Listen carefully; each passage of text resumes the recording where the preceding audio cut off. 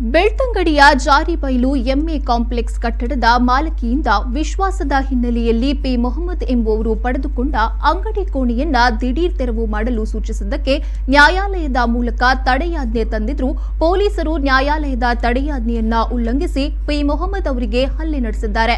ಇದೀಗ ಅವರಿಗೆ ನ್ಯಾಯ ಕೊಡಿಸುವಂತೆ ನಾವು ಕಾನೂನು ಹೋರಾಟ ಮಾಡಲಿದ್ದೇವೆ ಎಂದು ಬೆಳ್ತಂಗಡಿಯ ಸಾಮಾಜಿಕ ಕಾರ್ಯಕರ್ತ ಅಬ್ದುಲ್ ಹಕೀಂ ತಿಳಿಸಿದ್ದಾರೆ. ಪುತ್ತೂರಿನಲ್ಲಿ ಸುದ್ದಿಗೋಷ್ಠಿ ನಡೆಸಿ ಮಾತನಾಡಿದ ಅವರು, ಜಾರಿಕೆಬೈಲು ಎಂಎ ಕಾಂಪ್ಲೆಕ್ಸ್ ಕಟ್ಟಡದ ವಸತಿ ಸಮುಚ್ಚಯದಲ್ಲಿ ವಸತಿ ಕೂಡ ಮಾಡಿಕೊಂಡಿದ್ದಾರೆ.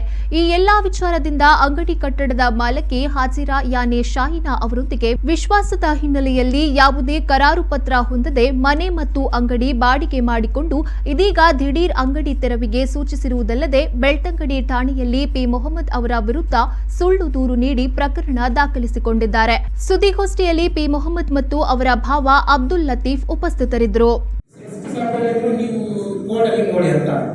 ಆಗ ನಾವು ತಾರೀಕು 7/10 ವಾರ ಮುಖಾಂತರ ಕೋರ್ಟ್ ನಾವು ಮೆಟ್ಲಿರಿದ್ದೀವಿ.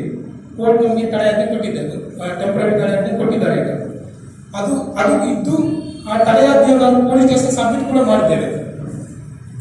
ಅದಾದ್ಮೇಲೆ ಮೊನ್ನೆ ತಾರೀಕು 27/10 ಅಲ್ಲ 27/10 ಸರಿಸುಮಾರು ಗಂಟೆ 7:30 ಸಂಜೆ 3 ಪೊಲೀಸರು ಬಂದು ಎಸ್ಐ ರಾಮಯ್ಯ ಮತ್ತು 2 ಬೇದಿಗಳು ಬಂದು ಅವಾಚ್ಯ ಶಬ್ದಗಳನ್ನು ನಿಂದಿಸಲಲ್ಲದೆ ಇವರ ಮೇಲೆ ಕೈ ಕೂಡ ಹಾಕಿದ್ದಾರೆ ಹಾಗೂ ಸಾಮಾನುಗಳನ್ನು ಚೆಲ್ಲಾಪಿಲ್ಲಿ ಮಾಡಿ